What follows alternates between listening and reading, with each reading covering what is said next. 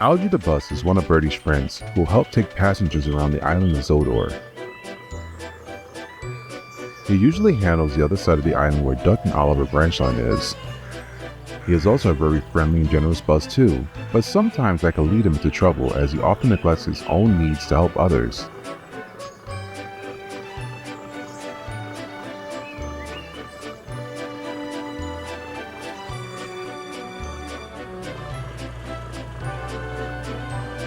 But whatever the case may be, Algy and Bertie make a great team. One day, Bertie's driver spoke to him. "We're booked for an excursion with the Naturalist Society." Bertie was excited. "Are they going to see the seaside?" he asked. "No, they're going to the hills to see the birds." "You got to make sure you're well fitted to climb hills," his driver said. Algy chimed in. "Lucky you," he said. "I wish I could take the Naturalist, but driver said I need to be checked up on before I can do a long excursion." The next day, Bertie and Algy were being prepped to leave the depot. Bertie's driver had to tussle with starting his engine. "Let's hope you can make it through for today."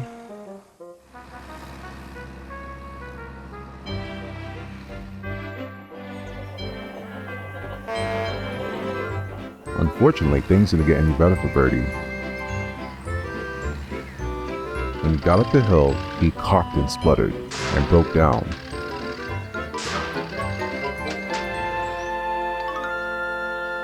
"Oh bother," he sulked. "I won't be able to take the Naturalist now." The workman worked all night on Bertie, but he didn't feel better. "I was looking forward to taking the Naturalist." "Don't worry," said Algy. "I'm here and happy to help." But Algy, being generous, forgot about all his own engine troubles.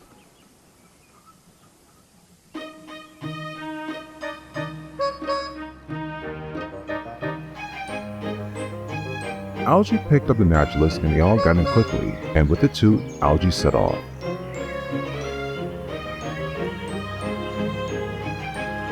They only got a few miles when they had to wait at a signal light.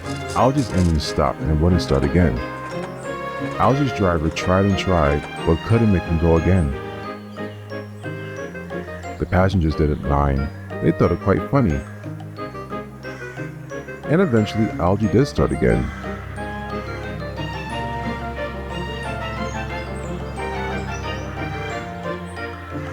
Algy's driver was quite careful. Soon, they arrived at their first destination. They all got out and ventured off to take pictures in the hills. The naturalists all came back an hour later. The driver was still working on Algy. He spoke to them. "I'm sorry your day has been spoiled. I telephoned the garage, but Bertie isn't better yet." Algy, feeling down, felt bad about the situation. "I feel so useless," he said. "I wish I didn't jump in to help out without getting myself checked out first." "Why don't you guys have your picnic now?" suggested the driver. "If I can make Algy feel better, we'll get you home some other way."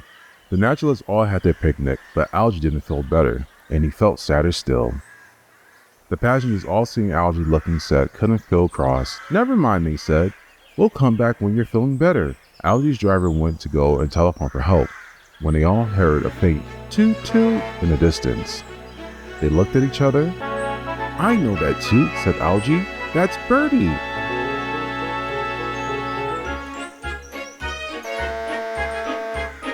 Sure enough, Bertie swung around the corner.